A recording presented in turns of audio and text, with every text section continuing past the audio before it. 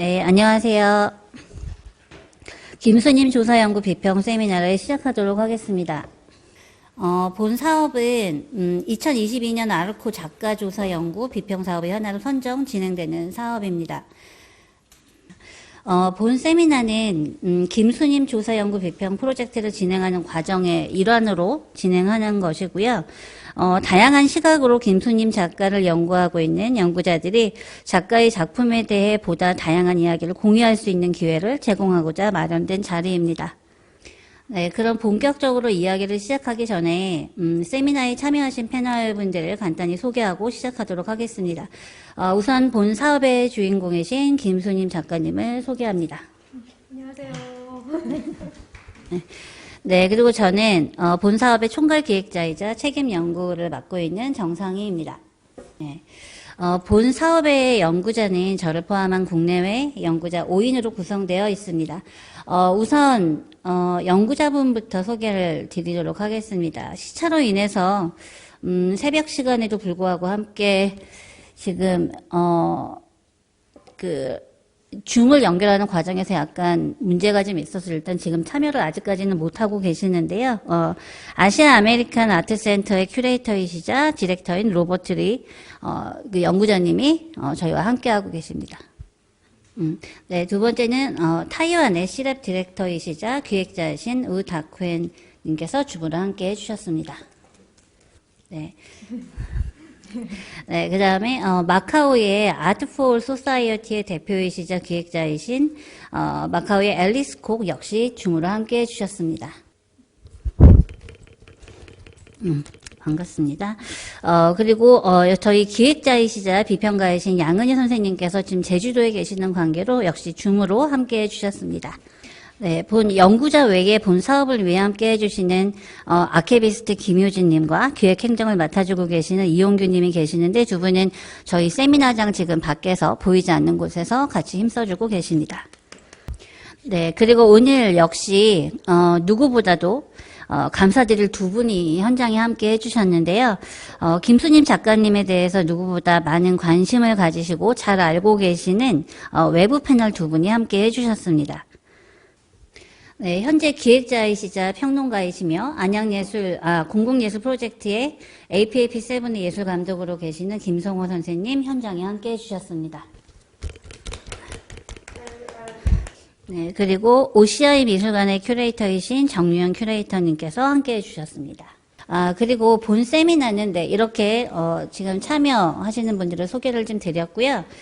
본 세미나는 크게 두 세션으로 구성이 되어 있습니다. 첫 번째 세션은 저희 이제 김수님 작가에 대한 비평적인 시각에서의 어떤 견해들을 여러 연구자분들의 견해들을 들어보는 첫 번째 세션을 진행을 할 거고요. 그리고 두 번째로는 사전에 패널들을 통해서 받은 질문에 대한 작가님의 답변 시간으로 두 번째 세션을 진행하도록 하겠습니다. 저희 이제 그 두 개의 세션 중에 첫 번째 세션을 먼저 시작하도록 하겠습니다. 지금부터는, 국내외 연구자와 패널분들이 김수님 작가님에 대한 견해들을, 통역 포함해서, 한 10분 내외로, 그러니까 한 5분 내외로 말씀을 좀 하실 거고요. 들어보도록 하겠습니다. 네, 본 사업의 연구자이시자 뉴욕의 아시안 아메리칸 아트센터의 디렉터이시자 큐레이터이신 로버트 리의 발표를 먼저 듣겠는데요. 로버트 리 같은 경우는 먼저 영상을 준비를 해주셨습니다. 영상으로 들어보도록 하겠습니다. Hello, I'm Bob Lee in New York with the Asian American Arts Center in Lower Manhattan, a nonprofit community organization founded in 1974. This is where I started an archive for Asian American artists in the early 1980s and an exhibition program for these artists seeking to establish Asian American art as a viable field. I met Sunim in 2004 and exhibited her around then. I'm writing about Sunim and her art in relationship to my organization and where Asian American art might go. We've experienced resistance in the early years to bring artists together based on race, and later criticism based on identity politics. Then, after 20 years of multiculturalism, this too gave way to mainstream criticisms. Today, this has erupted not long ago with a broader form of resistance, anti-Asian violence. Sunim showed me a portrait head when we met of raw wool, so light, so soft, and exquisite, coming together of Western realism technique and the craft of her consummate needlepoint reflecting, for me, two cultures, two sets of values, joined in how I see Asian American art.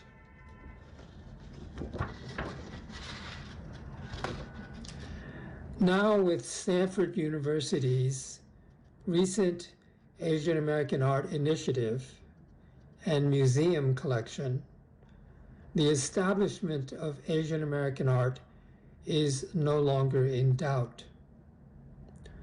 Sunim's elemental insight, her Nan Noon Dole, I Am a Rock Flying, and her earth art, in the kind of human presence she awakens. This lifts us out of contemporary distractions and brings us to face the deep time we share with the earth. This I see as a new wholeness, a future time beyond nationalisms. I believe this to parallel what Jean Gebser called the ever-present origin. Thank you. 그러면 그다음에 세 번째 타이완의 C랩 디렉터이신 우다쿠엔의 발표를 들어보도록 하겠습니다. Okay, so yeah, this is really my good opportunity and can share, my observer about Sunim Kim's works. Yeah, because since I know her quite a long time and start from very early 2000s. Yeah, then in my perspective, actually, Sunim's work is not very it's always very unique, and as an observer can look in through all the nature's perspective and through her personal experience, and she wants to bring her kind of opinion or observer details to the audience. Yeah, and actually his her creation process actually is quite different with those kind of like a Western fine art systems. She brings it into her life mindset and also from her childhood and to nowadays those kind of human figures creations. Yeah, and actually she is trying to bring many different perspectives. I think quite originals and quite Asian style.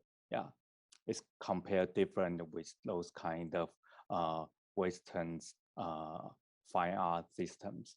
So I'm really appreciate from her observer and can bring the kind of creation work, besides of like in those work in the white cube, and also she did a lot of like a big landscape installation, site-specific artwork, art projects in everywhere, yeah, including in South Korea and also other countries.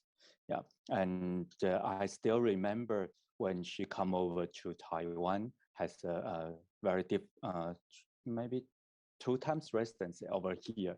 Yeah, once at the Guangdong Museum, and the other time was at the Churchill Hill Artist Village. So she always look into the landscape and the nature environment in here. And even though she liked to engage with the local communities over here, yeah. And there's the one short story I would like to share with you. Yeah, she when she was a residency artist at the Churchill Hill, and she every day she meet one old lady, yeah, and her name is called Kuje Ama, and it's like Kuje Amunin, yeah, Hamunin, yeah. Then she use her figures and to create one like very beautiful site-specific work over here in Taiwan, and also she exhibits at over here. And because through the dialogue with her and kind of inspire her observer project in here. So I think the daily life and the nature things will be it's kind of like a really important element for Sunin's project. Yeah. So I really appreciate what she bring it to over here and her perspective to work and in her artwork creations. Yeah. Thank you. 네, 감사합니다. 네. 그 다음에는 저희 APFP7의 예술감독으로 계시는 김성호 선생님의 말씀을 들어보도록 하겠습니다. 네, 소개받은 김성호입니다. 저는 김수림 작가를 아마도 2013년쯤에 자라섬에 있는 박간미술에서 만났던 것 같습니다. 근데 그때 당시에 출품하셨던 작품이 그 죽어있는 나무에 근처에 죽어있는 나뭇가지를 모아서 이런 걸 마치 그 누에 꼬치처럼 만들었던 작품이었거든요. 그래서 그 자연에서의 그 폐기되어 있고 버려진 것들에 대한 생명력, 그래서 버려진 것들로 누에 꼬치 형상을 만드는 새로운 생명을 소생시키는 그런 그 메시지를 담고 있는 작품을 처음 봤었고요. 그 다음에 이제 그 전에 뵌 거는 이제 2013년이 자라섬이었나요? 2004년에 이제 처음 뵀던 것 같아요. 금강 자연미술 비엔날레고 아마 그 즈음에 선생님 작품을 본 것 같은데요. 제가 작가를 모시면서 출품한 제가 이제 감독을 하면서 초대를 했는데 그때 출품 작품이 거대한 나무, 자연 속에 있는 이미 있는 나무 주변에 땅을 이렇게 고르는 작업을 했었어요. 점과 결이라고 하는 작품이었는데요. 이제 나무가 어떤 면에서 그 물결, 이렇게 이제 그 나무 주변으로 기존에 있던 돌들을 골라내고 정리해서, 가운데는 이제 굵은 돌들을 놓고, 다음 단계의 그 레이어에는 이제 조금 작은 돌을 놓고, 뭐 이런 식으로 작업을 계속 진행을 해서, 거꾸로인가요? 제 말이 맞죠? 그렇게 해서 진행을 해서 마지막에는 작은 돌을 모으는 그 모양을 보게 되면 어떤 면에서는 레코트판 같기도 하고 어떤 면에서는 물결의 파장 문양을 만들었던 작품이라고 할 수 있을 것 같아요. 이 파장이라고 하는 것은 결국 골과 마루가 함께 있어서 호흡을 할 수 있는 파장을 만드는데 그것들이 결국 결이라고 하는 한국적인 단어로 표현된 것 같아요. 근데 결들에게는 우리에게 골과 마루의 그 차이가 일정한 간극을 가지면서 이루어지는 평정 상태, 이걸 갖다 결이라 부르잖아요. 그래서 우리 한국식 표현은 되게 많은 것 같아요. 마음결도 있고, 그다음에 피부결도 있고라고 하는 것들인 것이죠. 근데 이런 걸 통해 가지고 자연 속에서 일정하게 나타나고 있는 규칙들을 잘 찾아주신 그런 작업들을 보여주셨던 것 같아요. 그런 작업들을 보시면서 아주 딴 데서 그 작업의 소재를 가져온 것도 아니고 자연의 현장에 들어가서 거기에 땅들을 고르면서 나타나고 있는 돌멩이 크기대로 정리를 해가면서 하나 형성을 구축하는 작업들. 그래서 나무로부터라고 하는 점으로부터 그것이 파장이 만들어내는 결들을 만드는 작업들을 보면서 자연이 가지고 있는 순환, 생성, 이와 같은 내용들을 좀 잘 메시지를 볼 수 있었던 것 같아요. 그래서 이제 작가가 노트도 남기기로 했는데요. 그 이후에 제가 김수림 선생님은 금강자연미술 비엔날레에서 또는 글로벌 노마딕 프로젝트에서 자주 발표하시는 포트폴리오를 통해서 작품을 접하게 되었고요. 그 안에 이제 여러 가지 작품들이 있었는데 특히나 이제 김수림 선생님의 작품을 주로 이제 생태, 자연 환경에 귀속된 작품들을 많이 우리가 이해를 하고 있는데 그 말고도 뭐 할머니에 대한 기억이라든가 그다음 인물상에 대한 그 오브제들을 가지고 실과 바늘을 통해 가지고 어떤 형상을 만드는 작업들도 있었거든요. 그래서 이제 자신의 속해 있던 기억의 것들을 끝이 소환시켜서 지금 현재에 시각화하는 그런 작업들도 관심을 이렇게 많이 지켜봤는데 그럼에도 불구하고 김수림 선생님의 대표적인 작품들은 이와 같은 생태 에 관련된 작업이 아닌가 싶습니다. 그래서 특히나 그 일상 속에 숨어 있던 자연의 그 현상들을 좀 찾아와서 그 생태적인 담론들을 이렇게 활성화시키는 그런 작업들을 많이 선보여주셨던 것 같아요. 그래서 우리가 자주 마시는 차 안에 있던 그 찻잎이 원래 자라나고 있는 재배가 되고 있는 차밭이라고 할까요? 거기에 자연으로부터 우리 일상 속으로 차의 형태로 들어와 있는 모습이라든가, 그 다음에 우리가, 무슨, 대형 마트에서 비닐팩에 포장이 되어서 팔리고 있는 것들도 원래는 농부가 씨앗을 뿌리고 밭이라고 하는 거대한 자연 환경에서 길렀던 그런 어떤 자연의 일부분이었고, 그런 것들인데 결국 우리 일상 속에 비닐팩에 포장된 모습으로 또는 획일화된 모습으로 우리에게 가까이 들어와 있는 것이죠. 사실은 근데 식자재라는 이름으로 우리에게 주변에 가까이 들어와 있는데 실제로는 이것은 원래는 생명이었다라고 하는 것이죠. 그리고 특히나 이거는 살아있는 생명인 거죠. 다만 이게 사람들의 그 식생활에 바로 들어갈 수 있는 그런 상태로 존재하고 있는데 작가는 지금 보시는 이 작업이 그런 연장선상이라 할 수 있겠죠.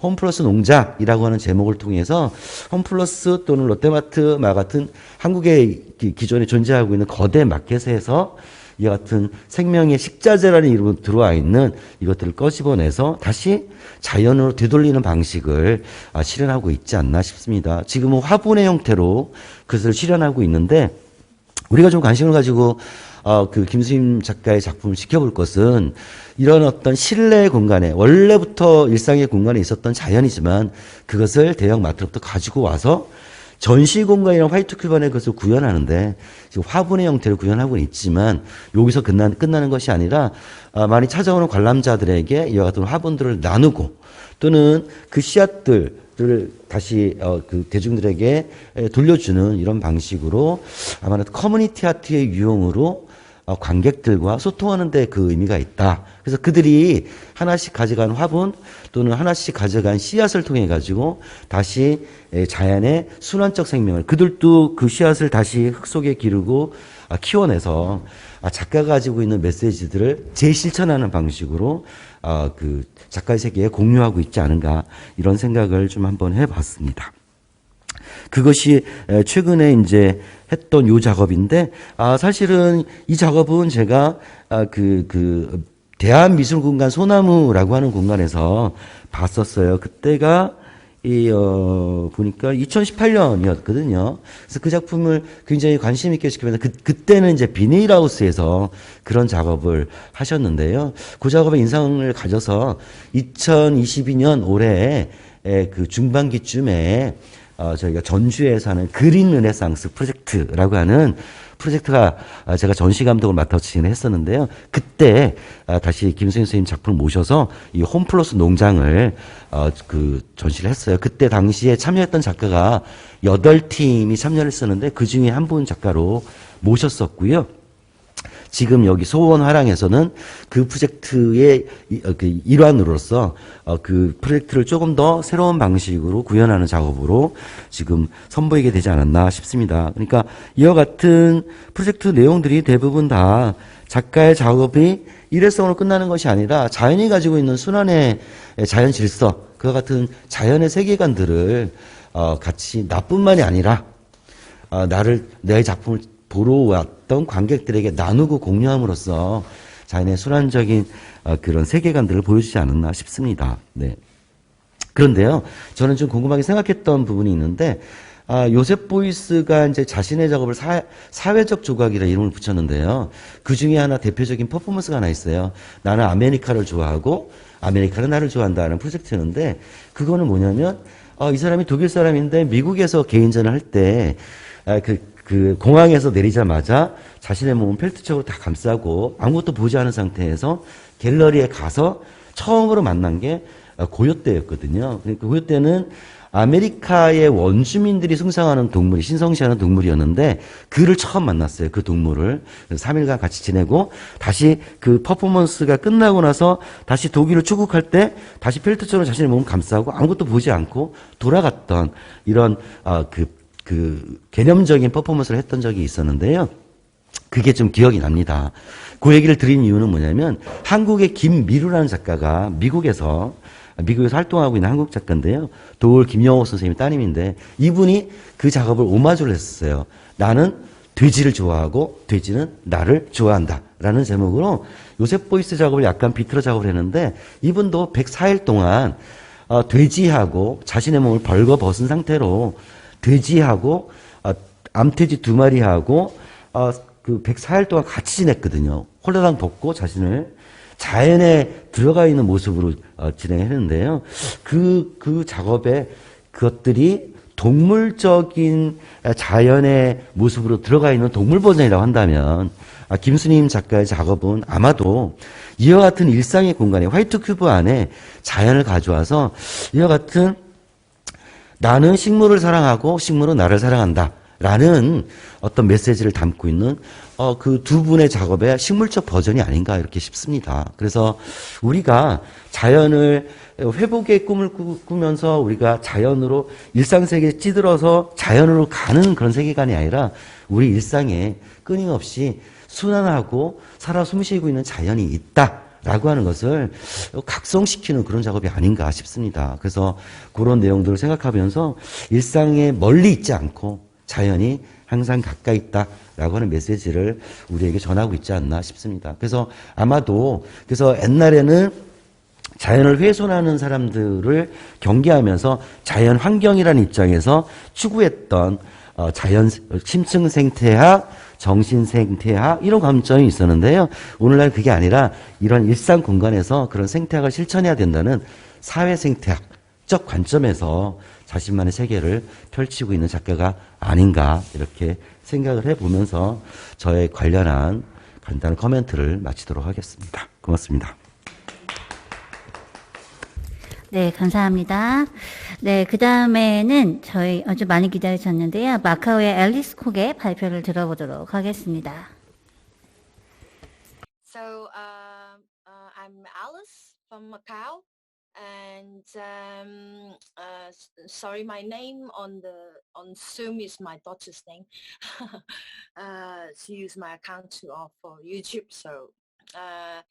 So I'm here in Macau, and I have met Sunim, I think it was in 2008, in Busan, in Korea. At the time, I was having a residence, artist in residence in Busan in Open Space Bay, and we were both a resident artist there.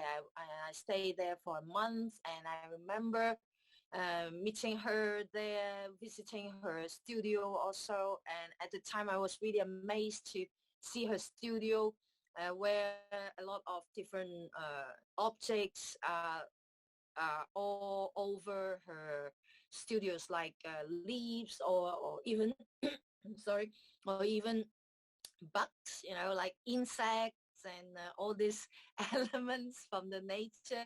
And I was amazed. I spent a lot of time looking at all these objects, and I was wondering, because Sunim is a very quiet person. You know, she is not a very she doesn't appear to be very extrovert, but at the same time, I'm impressed with her ability to relate. Uh, Most of the time without words, because she is not someone who is very talkative or extrovert, but she relates with elements of the nature and objects and living objects actually. And then I think it was I think maybe 1 or 2 years after that encounter in Busan, um, she came to Macau in the Macau Oxware House, and she did also a residence a project in Macau, and then we get to see her solo exhibition here in the Oxware House.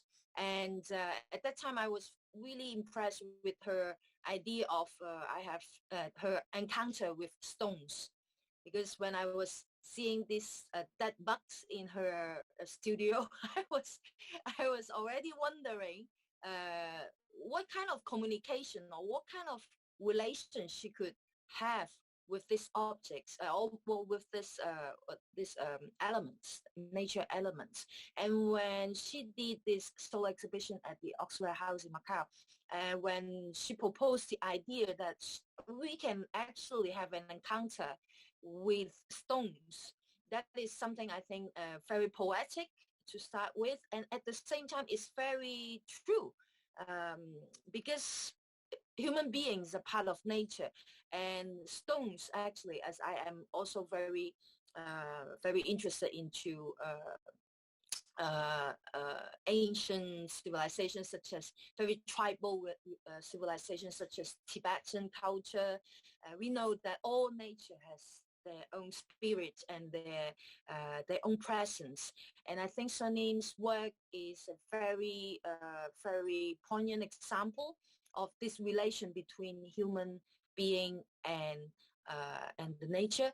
And now I'm very happy that she invited me to be one of the writers to write about her work. And I think I'm particularly interested in the relational nature of her work, as we can because I'm doing a research also through the lenses of relational aesthetic, where the artist uses relation as form to create a kind of a social catalyst, to weave, as she called herself a weaver, to weave these relations together and create a kind of awareness and communication among people, and also in her case, not only among people, but also among elements of the nature. And that I think is something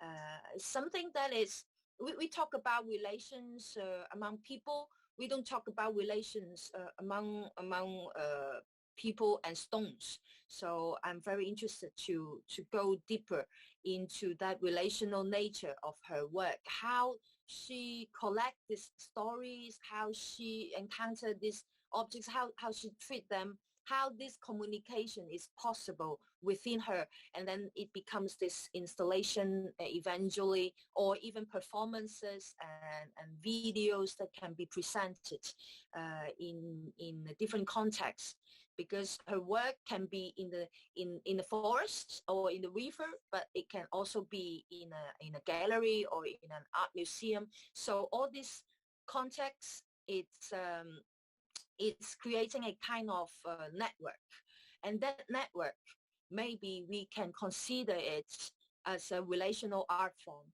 that if we can see that way. I'm wondering if we can do that. So the article that I will be working on will be around this idea of relational art form, how this relation as form can be interpreted in her work, with this, maybe we call it objects or dead objects, but at the same time, what is the essence of this relation? What is the aesthetic of creating this, and what is the effect, actually the effect of this relation is creating, because this relation that she has built in her artwork doesn't stop there, because there is this message when people come into her installation, when they encounter her personally also. Yeah, I think that's around the idea that I will be working on about her work. Yeah. Thank you. 네, 감사합니다. 그 다음으로는, OCI 미술관의 정유현 큐레이터님의 말씀을 좀 들어보도록 하겠습니다. 네, 안녕하세요. 정유현이라고 합니다.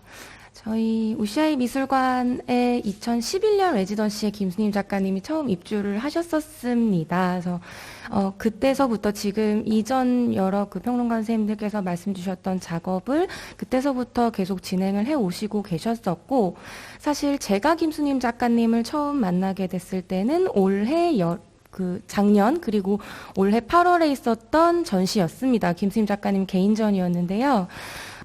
저희가 이번 연도부터 새롭게 만든 전시 그 기획 프로젝트가 있습니다. 귀한 인연 전시라고 저희 미술관을 거쳐가셨던 분들을 다시 초대해서 개인전을 열어드리는 그런 형태로 작가님 한 분 한 분을 다시 마주하고 있는데요.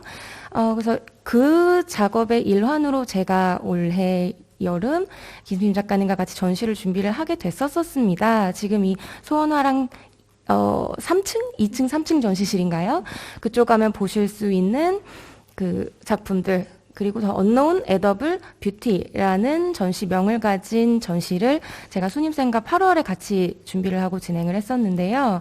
이 전시에 출품됐던 작품들은 기존의 김수님 선생님께서 만들어 오시던 작품과는 조금 다른 형태였다고 볼 수가 있습니다.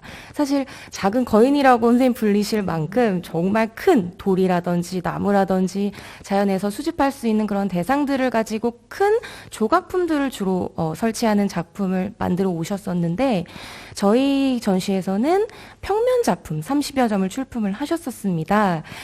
그리고 요 내용은 어떤 작업들이었냐면, 우리가 항상 먹고 남기는 부산물들, 예를 들어서, 이 과일의 씨앗이나 혹은 껍질이라든지, 계란 껍질이라든지, 이렇게 먹고 남겨지는 음식물 쓰레기라고 부를 수 있는 그 부산물들을 한지나 트레싱지 같은 그런 종이에다가 콜라주하는 형태로 붙여 나가면서 제작하신 평면 작업들이었습니다. 그래서 이렇게 전시실에 그런 작품들을 쭉 디피를 하고 전시를 하는 와중에 많은 관객들의 반응은 역시 김수님 작가님스럽네요. 근데 이렇게 평면 작업을 다시 만날 수 있다니 정말 새롭습니다. 라는 의견들이 가장 많았지만, 또 일부 선생님들께서는 이대 조각가 나오신 김수님 작가님 맞나요? 이렇게 물어보시는 분들도 계셨어요. 근데 저는 저는 김수님 작가가 어떤 작업을 하는 선생님이라는 걸 알고 있었지만, 그런 어떤 요 메커니즘과 내러티브를 잘 알지 못하는 분들도 결과만 봤을 때, 김수님 작가의 작업만 봐도, 김수님 선생님스럽네요. 김수님 작가님 닮네요. 라는 의견들을 많이 주셨었는데, 이 지점이 전시를 종료하는 내내 제게도 굉장히 흥미롭게 다가온 지점이었습니다. 분명한 것은 김수님 작가는 결과를 생각하고 작업을 이어나가는 분이 아니시거든요. 분명히 매체나 내러티브, 컨텍스트 같은 것들은 모든 작업, 그리고 전시마다 조금씩 새로운데, 그것을 받아들이는 관객들은 뭔가 분명히 김수님을 아우르는 공통점이 있음을 느끼기 때문에 이런 반응을 주셨던 거라고 생각을 했습니다. 저는 그래서 이 김수님스러움이 과연 무엇일까라는 것을 생각을 해보게 되었고, 그것을 몇 가지로 정리를 해보고자 이렇게 말씀을 드리고 싶은데, 일단은 첫 번째는 태도의 부분인 것 같습니다. 김수님 작가가 작업을 대하는 태도, 이것은 결과를 뭐 예측하거나 계획하거나 이렇게 작업을 시작을 하는 것이 아니고 혹은 뭐 없던 것을 거창하게 어떤 의미를 부여해서 새롭게 창조해내는 것이라기보다는 우연이든 필연이든 어떤 소재를 만나게 되고 그것을 또 자연스럽게 수집을 하고 하는 행위 같은 것을 통해서 작업이 시작된다는 점입니다. 이를테면 Unknown Edible Beauty의 출품작들, 먹고 남겨진 그런 기본적인 인간 행위에서 남겨진 그런 부산물들을 자연스럽게 작업의 소재로 끌고 들어온다는 그런 태도인 거고요. 그래서 어떻게 보면 대단한 어떤 담론이 깃들어 있는 것은 아닙니다. 그렇지만 오히려 인간이 기본적으로 이해할 수 있는 그런 내러티브를 담고 있는 작업이고 선생님이 작업을 그렇게 대하는 태도가 김수님스러움을 조금 대변하고 있지 않을까라는 생각을 했고요. 두 번째는 그런 태도로 수집된 그 재료들이 응집하고 은결하고 부착되어지고 표집되어지고 그런 형식의 문제입니다. 이것도 뭐 물질이나 혹은 비물질이 될 수도 있겠고요. 그런 대상들을 김수님 작가님은 채집이라는 형식을 통해서 말하자면 아카이빙이죠. 그렇게 아카이빙된 재료들을 결합을 하시고 또 그것들을 응집을 해서 김수님 작가님만의 독특한 어떤 리듬, 박자 그런 것들을 만들어 내십니다. 그래서 저는 여기에서 어떤 반복 속의 변화, 패턴화, 응집되면서 만들어내는 김수님만의 리듬이 분명히 존재한다고 생각을 합니다. 뭐 예를 들어 방사형으로 동그랗게 늘어놓는 그런 형태 같은 것들이라든지요. 그래서 요것을 조금 더 자세히 들여다보면 이 반복되는 리듬에서 결국 시각적인 리듬이 저희가 느끼게 될 수도 있는 것이고 한 걸음 더 나아가면 이런 수집 결국은 노동이거든요. 수집은 그런 노동의 과정을 리콜시키는 형태입니다. 그리고 그래서 무엇보다 여기에서 결과적으로 시간성도 같이 느낄 수가 있게 되는 것인데요. 직시성의 특징인 이 시각 예술에서 시간성을 보여줄 수 있는 방법 굉장히 많지만 이렇게 김수임 작가님처럼 작은 요소들을 하나하나 쭉쭉쭉쭉 늘어뜨리고 거기에서 발생하는 리듬감을 계속 가지고 가면서 이것이 관람자로 하여금 자연스럽게 시간의 흐름을 확인을 할 수 있는 그런 조금 더 큰 개념까지 확장을 하게 된다고 볼 수가 있는 겁니다. 그래서 짧은 단위로는 동세인데 이게 결국 크게 나가게 되면 리듬을 만들고 결국에는 이것이 전부 다 아카이빙의 한 과정이 되는 것이거든요. 그래서 이런 특징 속에서 작가님의 작품은 뭔가 지루한 긴 시간성이 아니라 잔잔하지만서도 작은 요소들 하나하나 재미있게 따라가면서 관람자들이 흥미롭게 관람을 할 수 있는 작업의 특징을 가지고 또 있다는 점을 제가 또 재미있게 보았고 마지막으로는 여기에서 좀 더 확장을 시켜서 결국에 김수님 작가 삶 자체가 아카이빙의 연장선이지 않나라는 생각까지도 하게 되었었습니다. 이 지금까지 계속 선생님 작업을 만들어 나가는 그 근간에는 사실 아카이빙을 하는 태도가 깔려 있었거든요. 그런데 이게 선생님의 삶 자체도 아카이빙의 요소를 갖고 있더라고요. 요거는 사실 오프 더 레코드인데 제가 처음 저희 전시를 준비하기 위해서 뭐 작년 겨울, 올해 초 이렇게 선생님 작업실을 방문을 하고 다른 선생님 작업을 대한 태도 더 나아가서 작품을 관리하는 그런 행위들까지도 제가 다 같이 옆에서 체감을 하게 되었는데 정말 작은 전시의 도록, 초대장, 뭐 캡션 이런 것들까지도 모든 것들을 시대순으로 전부 아카이빙을 해놓고 계세요. 작업실에서. 그리고 나아가서 작품 포장되어 있는 그 마감 자체도 하나하나 모든 뭐 캡션 이런 것들을 전부 다 면밀하게 기록을 해두는 과정들을 제가 목격을 할 수가 있었고요. 그리고 또 저희 전시를 준비를 하는 설치 그리고 철수 과정들 자체도 선생님 전부 다 직접 그 삼각대를 설치하셔서 영상을 설치해서 전시 내적인 부분, 작품 내적인 부분뿐만이 아니라 전시를 만들어가는 그 과정 전부 다 아카이빙을 하고 계시더라고요. 그래서 어떻게 보면 이런 작품 내 외적인 모든 부분이 자연스럽게 김수임 작가 내 안에서부터 흘러나오는 그런 태도가 묻어있기 때문에 이것이 곧 김수님의 담론이고, 그래서 김수님 작가는 결국 그 담론을 끊임없이 지속적으로 실천하고 있는 작가라는 생각이 들었습니다. 그래서 이런 태도적인 거시적인 통찰, 그리고 작품 아주 작은 세부 단위에서 반복적인 리듬이 만들어내는 미시적인 통찰 모두 이것이 결국 김수님스러움으로 수렴한다라는 생각을 저는 해보았습니다. 네, 이상입니다. 네, 감사합니다. 네, 마지막으로 저희 연구자 양은희 선생님의 발표를 들어보도록 하겠습니다. 네, 안녕하세요. 저는 김수님 작가를 2008년에 처음 만났습니다. 당시에 인천 여성미술 비엔날레를 제가 이제 기획하고 있었는데요. 그때 아주 그 넓은 홀을 김 작가에게 드렸더니 아주 인상적인 설치 작업을 했었습니다. 솜하고 돌을 이제 줄로 연결시킨 아주 거대한 방이 만들어졌고요. 그리고 그 주위에 방석을 놓고 관람객들이 명상할 수 있는, 거의 명상에 가까운 경험을 할 수 있는 그런 작업을 했었습니다. 그러다가 2012년에 다시 또 김수님 작가를 만날 기회가 생겼는데요. 그때는 제주도에 있는 한 해변가에서 진행된 야외 프로젝트였는데, 한 이틀을 두고 김수님 작가가 바닥에 깔린 돌들을 하나하나 치우는 굉장히 인상적인 제가 그 과정을 목격을 했었고, 그리고 바로 작년에 지금 화면에 보시는 이 사진 작업을 다시 또 김수님 작가가 제주도에서 하는 걸 제가 직접 눈으로 보게 되었습니다. 지금 보고 있는 이 사진은 제가 직접 찍었고요. 김수님 작가의 작품이 인상적이어서 지역 신문에 그 칼럼을 썼던 걸 지금 여러분께서 보고 계십니다.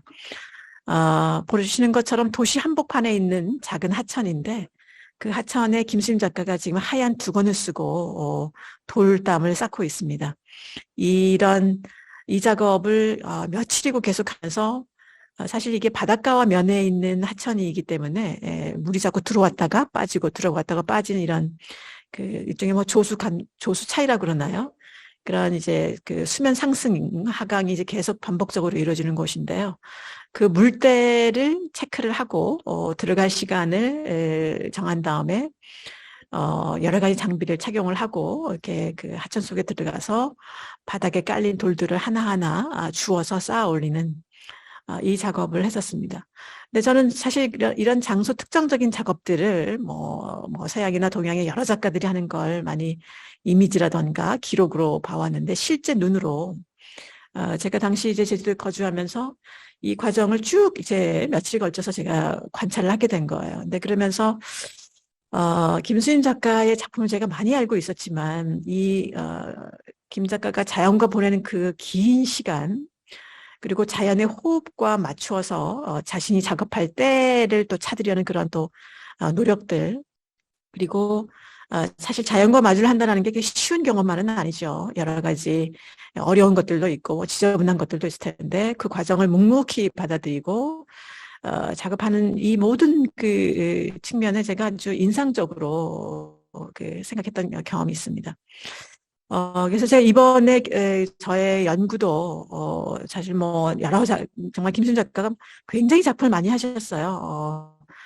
근데 저의 포커스는 주로 이런 그 장소 특정적인 사이트 스페시픽한 작업들에 초점을 맞추고, 물론 이제 사이트 스페시픽을 야외 작업만 보면 아니라 실내 작업까지 이제 제가 합쳐서 그 중에서 제가 생각하는 이런 어떤 자연과의 관계 설정에 있어서 최소한의 개입을 통해 호흡하려는 그런 태도, 저는 이것을 최근에 에코페미니즘에서 볼 수 있는 그런 태도라고 보고요. 그래서 그런 지점에 초점을 두고 연구를 할 예정입니다. 사실 이컬러지하고 페미니즘이 만나게 되면 뭐 여러 가지 그동안 선구자적인 작업들이 꽤 있는데, 최근에는 과거와는 좀 달리 어떤 대안적인 어떤 안을 그러니까 제시를 하는 것보다는 김수임 작가처럼 우리가 살고 있는 이 대지, 이 지구의 어떤 문제에 이렇게 보면 그러니까 새로운 어떤 방향을 제시한다기보다 그 안에서 하나의 어떤 매개자이자 매개체로서 자신의 역할, 그러니까 생태를 해치지 않는 자연적인 재료를 통해서 메시지를 전달하려는 그런 작업들이 나오고 있는데요. 그래서 저는 김수림 작가의 국내 국외 작업들 통틀어서 그런 작업들 몇 개를 골라서 그런 에코 페미니즘의 시각에서 접근을 할 예정입니다. 네, 감사합니다. 네, 감사합니다. 이렇게 본 연구 사업의 연구자와 외부 패널 분들의 짧은 발표들을 다 들어봤고요.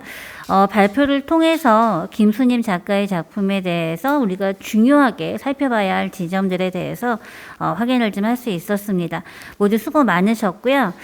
저희가 시작 지점이 좀 미끄럽지 못하게 시작을 하는 과정에서 조금 시간이 지연이 돼서요.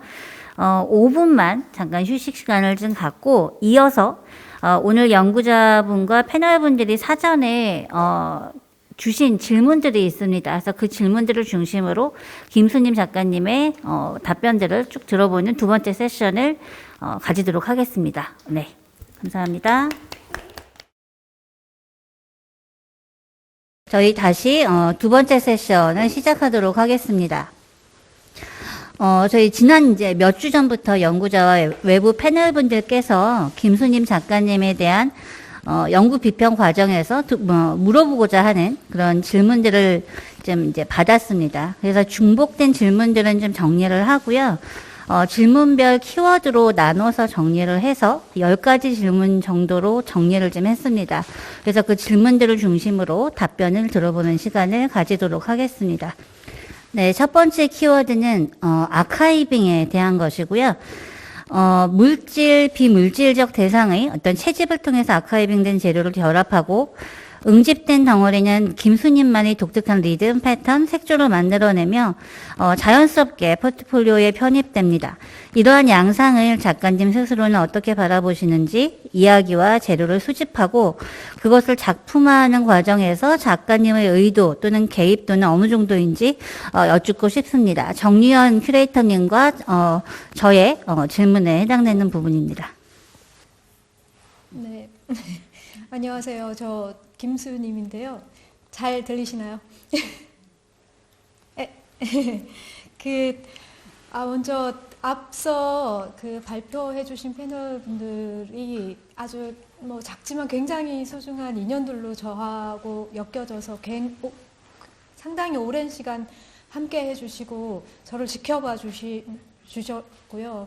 그 덕분에 어쩌면 이런 작업들을 하면서 버틸 수 있는 힘들이 됐는데, 근데 제가 상상했던 것보다 훨씬 너무 깊이 봐주시고 계셨던 거를 다시 확인하는 시간이었습니다. 너무 감동적이고 감사합니다. 앞서서 발표해 주신 분들의 발표 안에 사실은 제가 받은 질문에 굉장히 많은 답들이 함께 있어서요. 굉장히 놀랐고요. 그리고 그렇지만 저도 또 나름대로 주신 세심하게 고민해서 주신 답들, 질문에 대해서 한번 꼼꼼하게 준비해 보았습니다. 이미지에 하나 넘겨주세요. 예. 질문에서 언급해 주신 대로 하나의 결과물이 작품으로 귀결되는 방식이라기보다 이제 작업의 덩어리로 발견되고 그리고 응집되는 과정, 그리고 응집된 다음에 해체되는 과정 또한 저는 이게 다 작업이라고 생각합니다. 근데 살아가면서 만나는 것들을 굉장히 유심히 보고 그리고 즐기는 한 사람으로서 그들과 함께하는 시간이 굉장히 저한테는 중요한데, 그 시간에서 찾아내는 것들을 공유하고자 하는 것이 어쩌면 작가로서의 저의 의도라고 할 수 있습니다. 최대한 제가 느끼고 본 것들을 그대로 드러내고 싶은데요. 그 장소나 그곳의 오브제 그리고 사람들과의 보낸 저의 시간으로 인해서 그에 반응하는 제가 있고, 또 그것이 질문에서 언급하신 리듬, 패턴, 그런 것들을 만들어낸다고 생각합니다. 지금 보시는 이미지에서 그 해양 플라스틱 작업 좀 보여주세요. 예, 해양 플라스틱 작업인 시 레인보우나 시스케이프 같은 경우 이제 버려진 플라스틱에 아무것도 더하거나 덜하지 않고 그리고 그대로 제시하는 작업인데 이는 제가 시간을 들여서 색을 분류하고 배치하고 엮으면서 해양 쓰레기에서 아름다운 해양 쓰레기지만 그걸 이제 찬물로 그냥 깨끗하게 씻으면서 그 자신 그대로 보여주면서 그 아름다움의 색을 드러나게 됩니다. 저의 개입은 말 그대로 오브제가 이제 엮이고 배치하고 뭐 그렇게 하는 게 이제 저의 개입의 일부가 되겠죠. 그리고 저의 개입은 오브제가 가진 아름다움을 드러내는 방식으로 작동하게 하려고 노력하고 있습니다.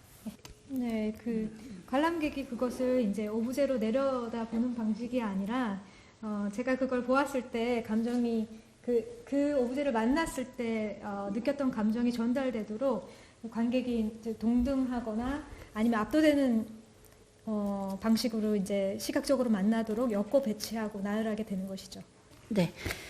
두 번째 키워드입니다. 두 번째 키워드는 돌, 장소, 설치하는 방식에 대한 질문이고요. 연구자 로버트 리 양은이 앨리스 콕의 질문을 정리를 좀 해봤습니다. 특정한 장소, 지역에서 수집된 돌을 매달아 설치하는 작품인 나는 돌 시리즈의 경우에 설치 과정이 얼마나 어려울지, 얼마나 많은 시간과 에너지가 필요한지에 대해서 상상해 봅니다. 2009년 송추에서 진행한 돌 작업과 2014년 인천에서 한 작업 등에서 볼 수 있는 돌 작업의 계기, 배경, 의도, 맥락에 대해서 궁금합니다. 그리고 돌 외에도 공중에 매달아 설치하는 방식의 어떤 작품 설치 방식에 대한 이야기까지 같이 확장해서 설명 부탁드립니다. 그리고 여기에 덧붙여 직물 작업의 경우에 실제 직물 작업이 인간과 자연을 어떻게 연결하고 그 관계성을 어떻게 형성하는지 그 부분에 대해서도 같이 답변 부탁드립니다. 네, 해주신 질문 이미지가 2-1번인데요. 좀 띄워주세요. 네, 그 질문이 굉장히 광범위해서요. 좀 그래도 한번 열심히 성의껏 대답해보겠습니다. 2009년 송추에서 진행한 덧시 작업인데요. 2-1번 먼저 보여주세요. 예, 2-1번에서 덧시 작업은 사실은 2-2번 좀 보여주세요. 2-2번 보여주세요. 이 이미지가 떴으니까 이거부터 설명드리겠는데요.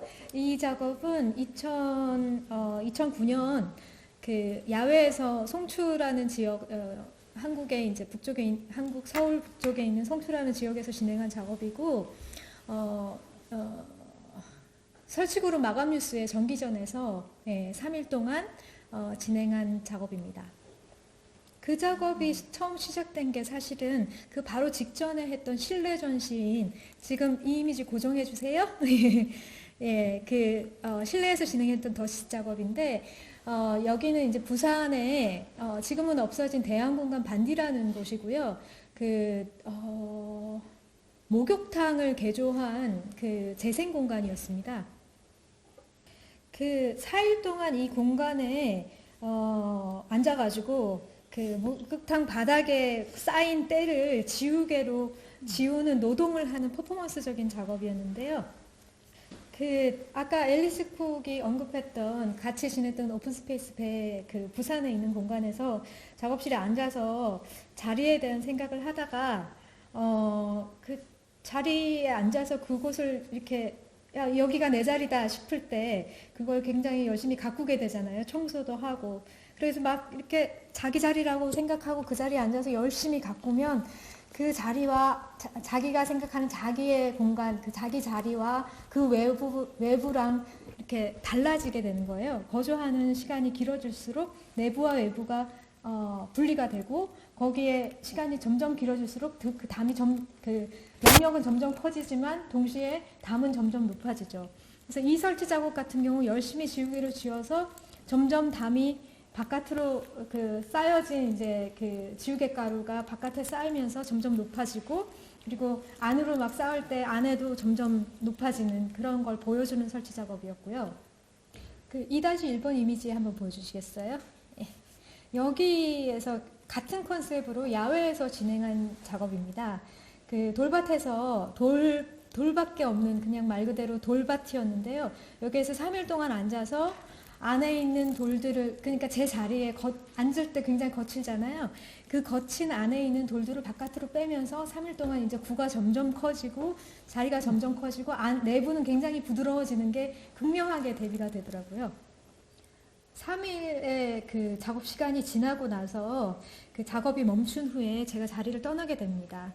그리고 떠난 후에 이 자리에 새들이 오고, 그리고 부드럽고 푹신한 흙에 새들이 와서 이제 발자국들이 막 생기고요. 그 다음에 어느 날은 또 고라니가 왔는지 똥이 내부에 이렇게 가운데 그것도 센터에 일부러 갖다 놓은 것처럼 떡하니 있게 되고, 그리고 가변에 있는 돌담에는 이제 여러 가지 곤충들이 이렇게 숨어서 살고, 또 거미들도 이렇게 집을 짓고, 그리고 도마뱀도 왔다 갔다 다니게 됐어요. 그런 걸 발견하게 됐죠. 자리를 차지하고 있던 사람이 떠난 후에, 그리고 자연화되어가는 과정에서 발견되는 것들, 그리고 이후에 이제 제가 야외 작업에서 이 현상들은 굉장히 많은 부분 차지하게 되는 그런 발견이었죠. 네. 돌 작업에 대해서 물어보셔가지고, 이 작업 같은 경우는 어디서 굴러먹던 돌멩이 시리즈인데 2003년에서부터 지금까지도 이렇게 간간히 제가 이동하면서 진행하고 있는 작업이고요. 그리고 어디에 그 돌멩이들이 어디에서 발견됐는지, 또 그 발견된 지역의 모습을 이 돌멩이들이 하고 있다는 것을 이제 이 작업을 통해서 생각하게 되었습니다. 이 시리즈로 설치 작업을 꽤 많이 진행했는데요. 지금 이미지를 보시면, 여기 이 공간의 이미지랑 굉장히 겹칠 겁니다. 다만 이제 돌이 화분이 됐고, 벽에 있는 씨앗이 이제 사진들로 이제 달라지는 지점인데요. 이거는 제가 돌을 어떻게 보는지가 이제 드러나실 겁니다. 이 돌은 어디에서 왔고, 누군가에 의해 기억되고, 또 다른 누군가로 그 기억이 전환될 수 있게끔 설치한 작업입니다. 이게 아까 김성호 선생님께서 말씀해 주셨던 2014년도 금강 자연미술 비엔날레에서 진행한 점과결 작업인데요. 이게 사실 그 전까지 설치 기간이 이렇게 정해져 있었다면, 이 작업 같은 경우는 제가 긴 텀으로 진행한 첫 번째 작업이라고 할 수 있습니다. 네, 다음 이미지 보여주시면요. 이게 3개월 정도 현장에서 작업을 하고, 그리고 1년 동안 촬영한 작업입니다. 그래서 설치 작업을 할 때 설치 결과물로 끝나는 게 아니라 진행되는 과정과 또 그것이 사라지는 과정까지 굉장히 1년 기간 동안 촬영할 수 있었던 거의 초창기 작업이죠. 현재도 그런 작업을 하고 있고요.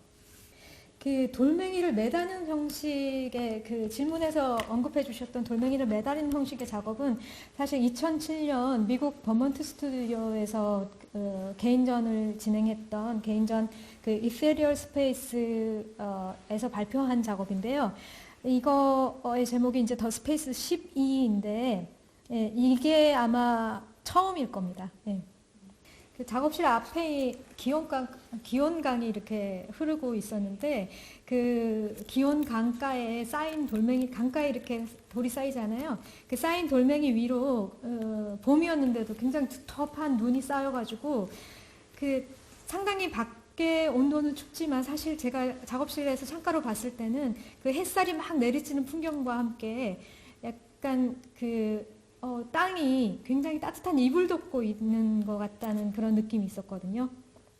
그때 제가 그 순간에 느꼈던 그 느낌을 이렇게 드로잉하고, 그리고 그 장소에 있던, 그 장소 현장에 있던 돌을 가지고 전시장으로 가지고 오고, 그리고 그때 그곳에서 사람들을 따뜻하게 하는 재료, 그때는 양털이었거든요. 그래서 그 양털을 공중에 이렇게 이불처럼 해서 실내에다가 제가 본 그 실외 풍경을 펼쳐놓은 그런 설치 작업이라고 할 수 있습니다.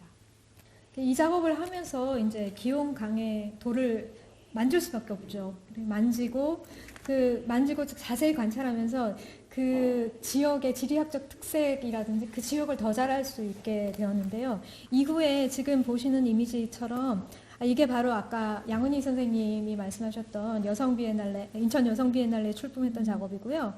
이때 그 한국에 돌아와서 한국의 여러 지역에서 인천뿐만 아니라 제주, 뭐 서울, 경주, 대전 할 것 없이 여러 지역에서 그 자리, 그 전시장이 있는 그 지역의 돌들을 가지고 설치 작업을 하게 됐고, 그러다 보니까 이제 그 지역의 사람들은 자기 발밑에 채 있는 그 돌의 모양을 전시장 공간에서 더 잘 볼 수 있게 되었죠. 지금 보시는 이미지는 제주고요. 다음 이미지 보여주세요. 이런 설치 작업이 이루어지는 장소의 그 돌을 이용함으로써 이제 관람객이 자기가 살고 있는 공간에 바닥을 구르면서 전혀 이렇게 신경 안 쓰고 그냥 이렇게 있는지 없는지도 모르는 이름 없는 그런 존재하는 돌들이 전시장에서 특별하게 작가에 의해서 특별하게 공간에 그것도 사람의 눈높이에 가기도 하고 바닥에서 떨어져서 뜨기도 하는 그런 걸 경험하게 하는 작업입니다. 돌들을 막 매달고 막 이랬는데요. 이게 이제 2017년도 고징 자연미술 비엔날레에서 메모리 오브 스페이스인데 이 작업들 같은 경우는 그 돌이 다른 오브제들로 변환된 작업이거든요. 그러니까 폐교를 리모델링해서 미술관으로 만드는 작업 중이었던 공간이었는데 그 공간 외부에 버려져 쌓인 쓰레기들을 찾아서 실내 공간으로 가지고 온 작업입니다. 이게 땅 속에서 들풀에 섞여서 이렇게 땅과 구분되지 않은 상태에 있었지만 이제 잘 씻고 그 형태를 드러나게 해서 이 공간에다가 제시를 하니까 이 공간의 역사를 보여주더라고요. 그러니까 많은 관람객들이 이렇게 굉장히 막 흥분한 얼굴로 자기들 초등학교 때 이런 거 있었다고, 나 이런 거 썼었다고, 이런 얘기를 하면서 전시장에서 흥분해서 막 추억 얘기를 하는 경험을 할 수 있었습니다. 지금 보시는 이미지들은 사실 중국하고 대전, 뭐 이런 다른 장소에서들 했던 대형 설치 작업인데요. 오브제를 사실 이런 방식으로 실을 연결하고 매달고 그리고 바람에 의해서 이렇게 움직이게 하는 이런 방식은 아마도 제가 이 오브제 길에서 만난 돌이라든지 아니면 땅에서 만난 이제 이런 오브제들이 관객과 함께 만나게 하는 엮는 방식일 겁니다. 시작 지점인 더 스페이스 12에서부터 전시 공간의 가장 높은 것 천정이죠. 이 공간 안에서는 가장 높은 곳과 가장 낮은 곳을 굴러다니는 돌멩이 이를 이제 실로 연결한다고 생각해서 무명실을 이용해서 연결해서 설치하였습니다. 이는 오브제를 공중 부양하기 위해서 매다는 거랑은 조금 다른 방식입니다. 이 실을 매달기 위한 기능이나 아니면 작업으로 기능으로 가져온 것이 아니라 실 자체가 가진 원래 성격, 이것과 저것을 연결하는 그런 성격을 드러내기 위한 방식으로 등장하게 됩니다. 공간에 가장 높은 곳과 연결된 돌멩이나 오브제들이 바닥에서 살짝 떠서 지금 보시는 이미지처럼 지금 여기의 바닥은 물이거든요. 바닥에서 살짝 떠서 바람을 타게 됩니다.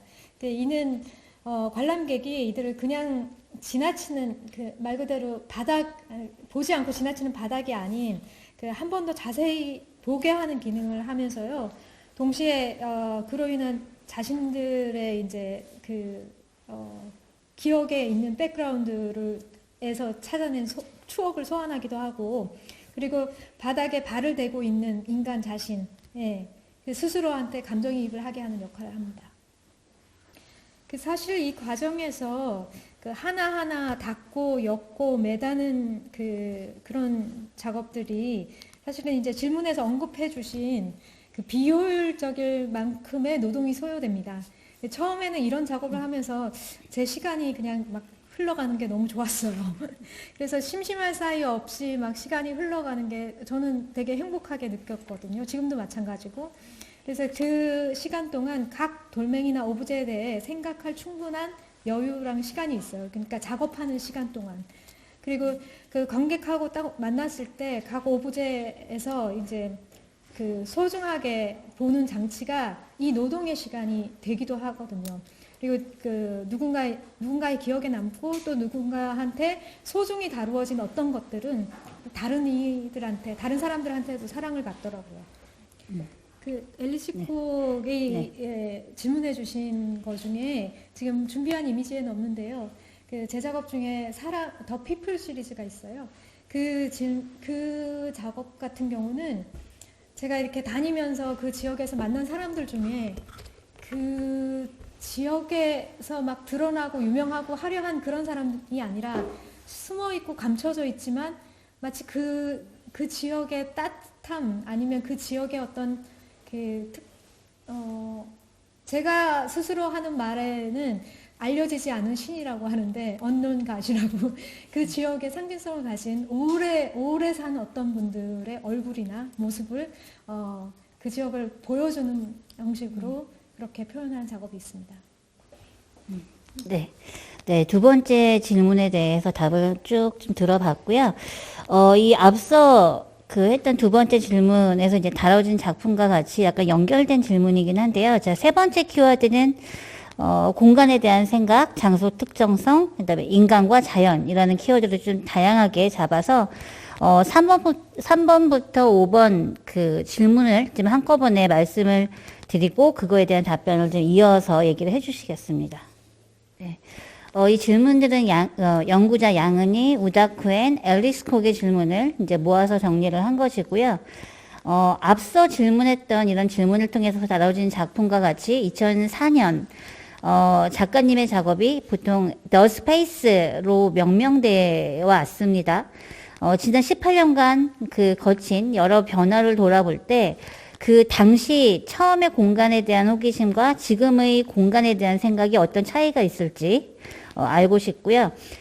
그 다음에 장소와 어떤 사람의 이야기를 어떻게 수집하는지 방금 잠깐 말씀해 주시긴 하셨지만 일종의 장소를 어떤 여행하는 일정을 세우는 어떤 그 기준 그리고 장소와 사람을 선택하는 기준 이런 것들을 같이 답을 좀 해주셨으면 좋겠고요. 그 다음에 인간과 자연의 그 관계에 대해서 어떻게 생각을 하시는지 그리고 본인의 작품이 관람자 또는 자연 자체에 어떤 의미를 부여하기를 원하시는지 그리고 마지막으로 2004년 제작한 The Space to 씨앗 형태의 방이 이제 어디서 제작된 것인지 목적이 무엇이었는지 조금 자세한 이야기를 좀 부탁을 드립니다. 네. 질문이 길어서 네, 다 꼼꼼하게 해야 될 텐데 지금 보시는 이미지의 작업이 더 스페이스 시리즈의 첫 번째입니다. 네. 40여 평의 전시 공간이고요. 이 공간에다가 그 당시에 이제 가로수들을 봄에 가지치기를 쫙 하거든요. 그래서 버려진 가로수 가지로 이렇게 공간을 쫙 채워서 숲을 만든 작업인데요. 이때가 제가 대학원 3학기 때입니다. 네, 이 전까지의 학교에서 함께 공간을 쉐어하면서 하는 그 작업들은 주로 이제 나열식으로 보여줄 수밖에 없었거든요, 공간에다가. 근데 제가 처음으로 저한테 온전하게 주어진 빈 공간을 만났고 그 빈 공간에 이야기를 채워나갈 수 있었을 때 약간의 부담감과 함께 굉장히 거대한 설렘 같은 게 있었습니다. 빈 공간에서 적정 시간 동안 세계와 이야기가 채워지고 이후에 사라지는 그 느낌이 되게 좋았습니다. 이런 작업을 계속 하게 될 것 같다는 그런 생각을 했던 것 같아요.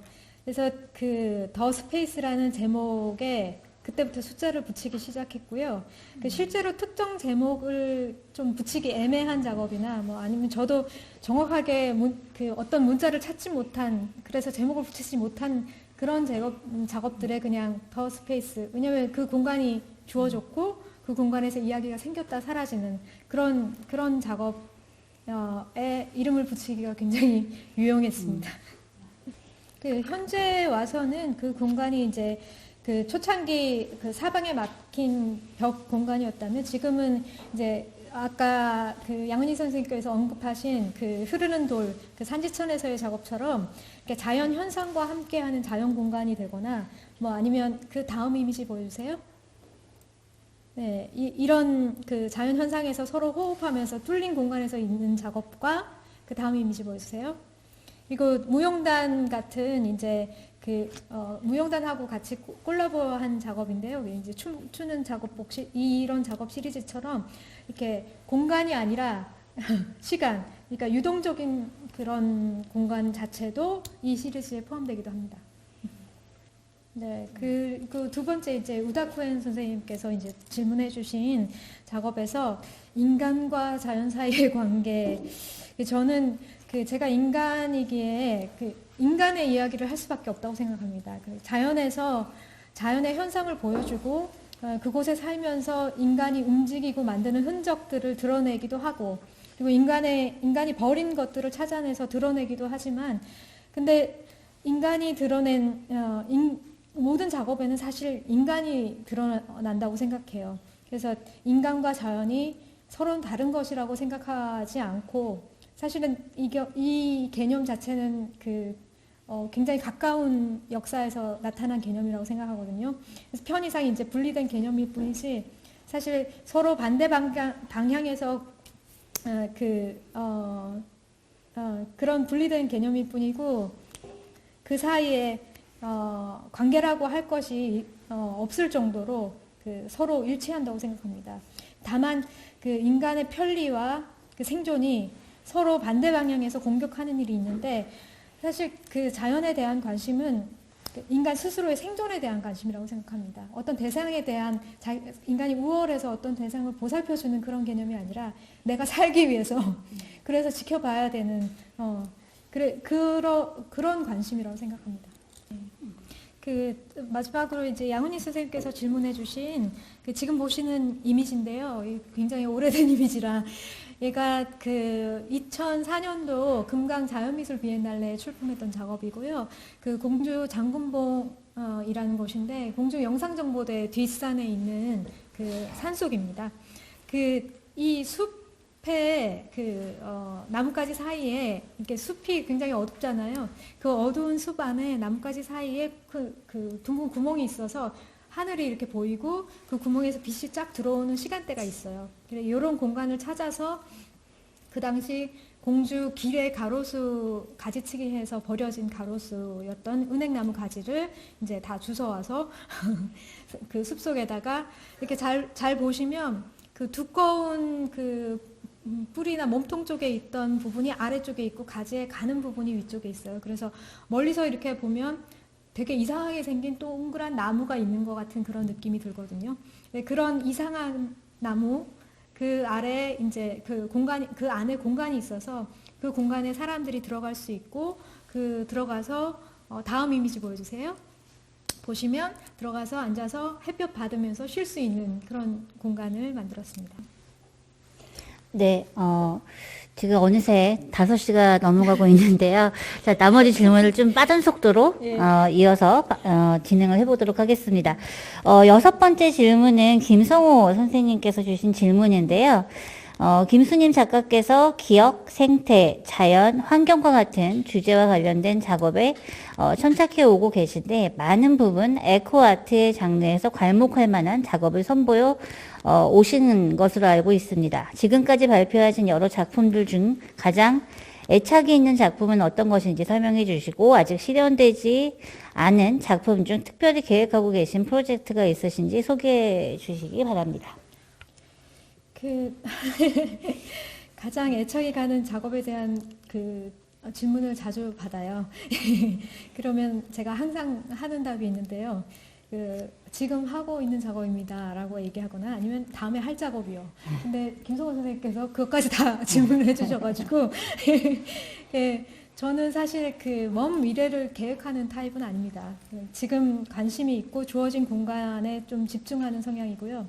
현재 지금 하고 있는 전시, 그 소원아랑에서 이제 하고 있는 개인전 Nature in Food 시리즈는 여전히 저의 그 뇌에 굉장히 많은 부분을 차지하고 있습니다. 그리고 이제 3, 4월쯤에 계획 중인 그 야외 작업 전시 2곳이 다음 주쯤에 이제 답사를 움직일 거고요.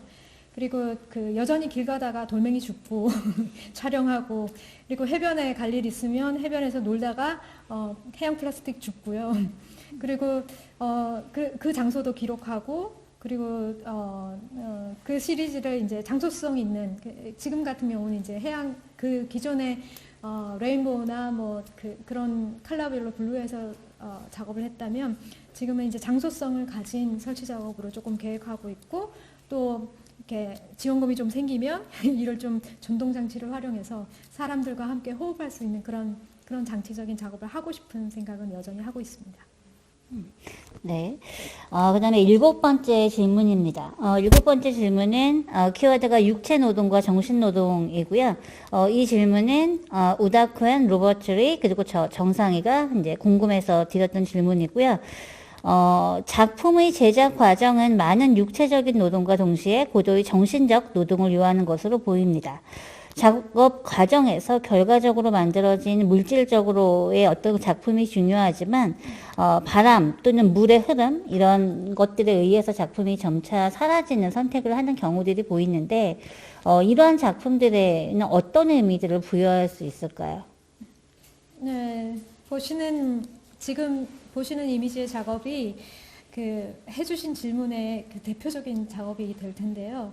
그 남아프리카 공화국의 사우스웨스트 내셔널 파크에서 한 작업인데요.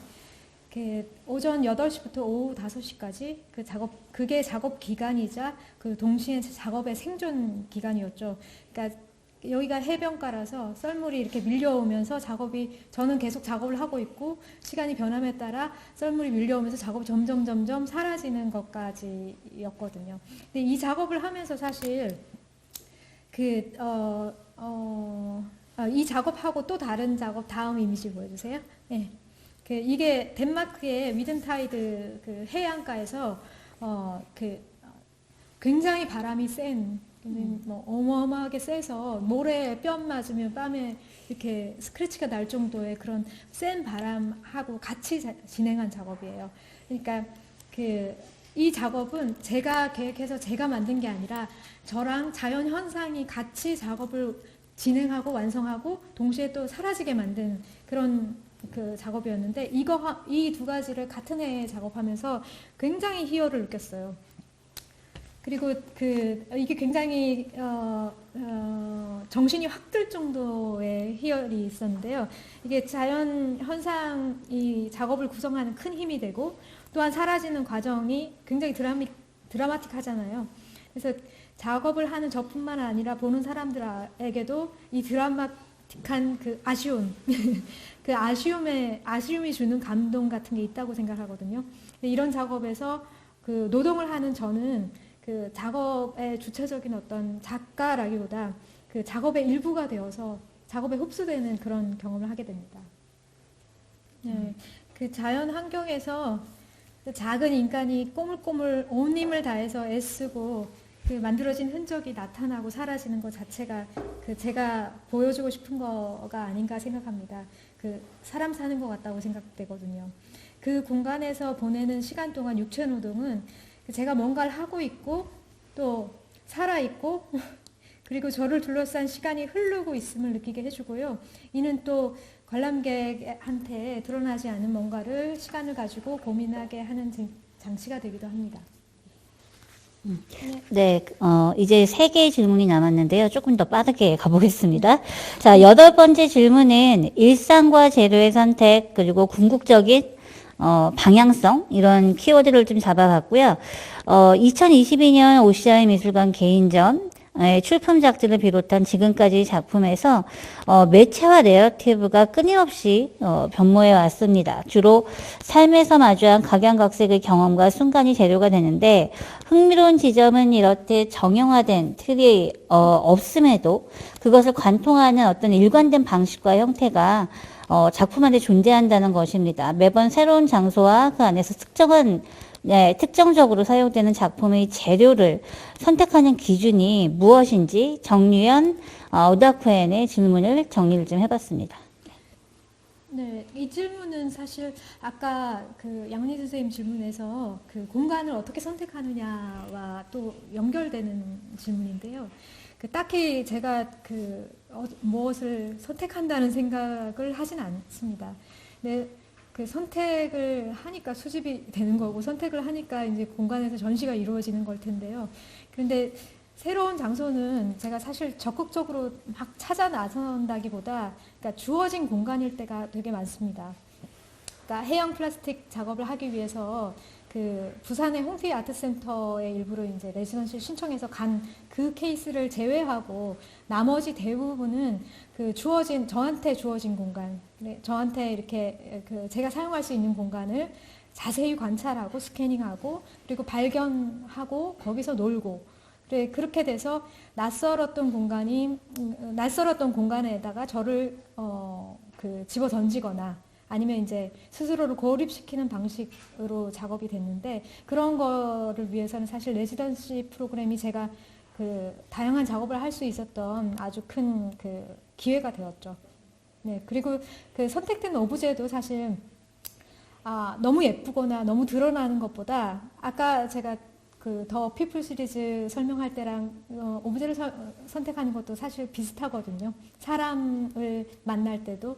그래서 막 드러나고 화려하고 아름답고 예쁜 거 그런 것보다 숨어 있고 드러나지 않지만 그로 인해서 숨어 있었기 때문에 스스로가 빛난다기보다 그 장소가 드러나는 그런 오브제들을 사용하게 되는 경우가 많습니다.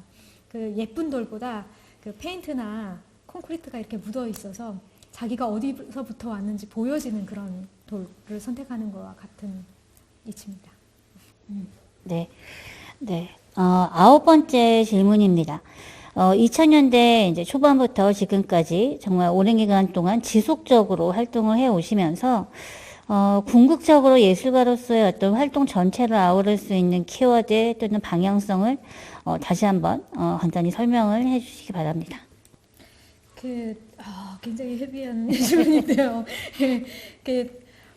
정상희 선생님하고 아키비스트인 김효진 선생님께서 이제 제 초창기 때 굉장히 학부 때부터의 작업과 현재까지 모든 이제 잊혀지기 쉬운 숨어 있는 작업들까지 다 찾아내서 아카이빙된 자료들을 정리해 주셨어요. 이 기회에 저도 이렇게 제 작업들이 어떤 게 있었는지 찾아볼 수 있었고요. 이리저리 흘러 살면서 상당히 열심히 살았더라고요. 그리고 지난 작업들을 보면서 매 순간 어디에서 누구를 만났는지가 작업을 통해서 떠오르는 거예요. 오래된 앨범의 사진들 보듯이 작업을 통해서 그런 장소와 사람들이 떠올라서 굉장히 행복했고요. 활동 전체를 아우를 수 있는 키워드를 말하자면 저는 그냥 살았다 정도가 되지 않을까요? 매 순간 그때그때 살았고 그 흔적이 작업이라고 불리워지면서 이제 작가라고 생각해 주시는 사회에 태어난 게 얼마나 다행인지 모릅니다. 네, 자 이제 마지막 질문입니다. 마지막 질문은 김성호 선생님께서 해주신 질문이시고요. 관객과의 소통, 비상업적, 상업적인 요소라는 키워드로 정리를 좀 해봤습니다. 현재 김수님 작가님의 작업에 있어서 관객과의 소통에 대한 방향성은 뚜렷해 보이고 그 성취에 있어서도 성과를 보이고 있는 것으로 생각합니다. 다만 오늘날 현대 자본주의 사회에서 전업작가에게는 작업을 통한 수익 창출이 절대적으로 필요해 보이는데 현재 작가님께서 실현하고 상업적 유통의 어떤 현재적 상황과 더불어 전업작가로서의 삶을 지속하기 위한 향후 계획이 어떠신지 묻고 싶습니다. 굉장히 중요한, 굉장히 중요한 질문이면서, 저도 계속 고민하고 있는 질문이고요. 그리고 정말 열심히 그 생존을 위해서 고민합니다.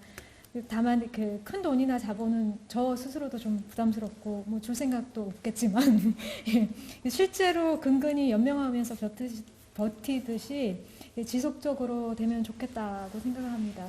근데 이제 그 생활에서 가장 크게 도움이 되는 거는 사실 제가 전시를 들어오는 대로 다 하거든요. 그러니까 그 전시에서 받은 요즘은 작가비를 주셔서 그 작가비가 굉장히 큰 도움이 돼요. 그래서 굉장히 감사하고 앞으로 좀 작가비도 잘 주셨으면 좋겠습니다. 넉넉히. 그래 다만 이제 이게 충분하지 않죠, 당연히.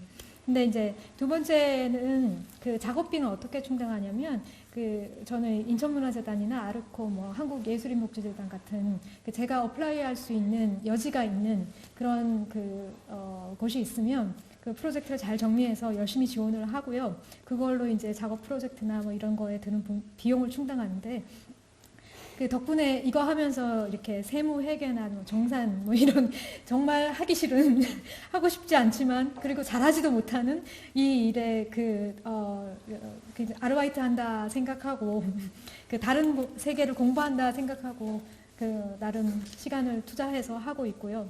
그리고 세 번째는 2016년도부터 이렇게 발간 사업 같이 하고 있는데 제가 만들어내는 이제 도록이라든지 이미지라든지 이런 것들을 저작권 보호를 받아가면서 이렇게 발간할 수 있는 작품집을 발간하고 뭐 지금 현재 이제 교보문고 통해서 이렇게 유통을 시키고 있는 건데요.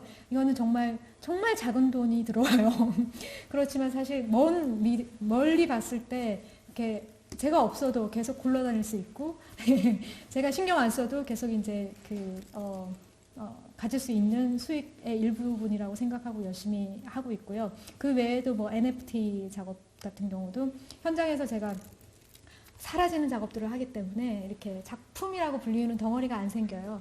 그러다 보니까 사라지는 그 과정들을 NFT 영상이라든지 뭐 NFT라든지 이런 작업들로 이렇게 시도해보고 있고 그리고 간간히 정말 어쩌다가 미술관에서 매입이 되면 그때는 이제 사람처럼 딸내미처럼 부모님 선물도 사드리고 그리고 재료도 왕창 사고 뭐 그런 해프닝이 벌어지고요.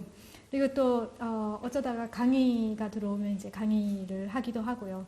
사실 전업 작가 삶을 지속하기 위한 원대한 어떤 뚜렷한 계획 같은 건 없습니다. 그때 고비 넘기면서 아슬아슬하게 그렇게 살고 있습니다. 네. 드디어 이렇게 저희, 지금까지 저희 이제 연구자분들의 발표와, 김순희 작가님의, 답변을 쭉 한번 들어봤는데요.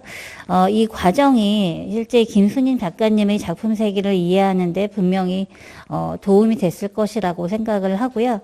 2023년에도 저희 이 세미나 외에 다양한 방식으로 김수님 작가님의 작품에 대해서 지속적으로 소개를 할 예정입니다. 지속적인 관심을 부탁드리고 긴 시간 동안 함께 해주셔서 진심으로 감사드립니다. 네, 여기서 저희 세미나를 마치도록 하겠습니다. 감사합니다.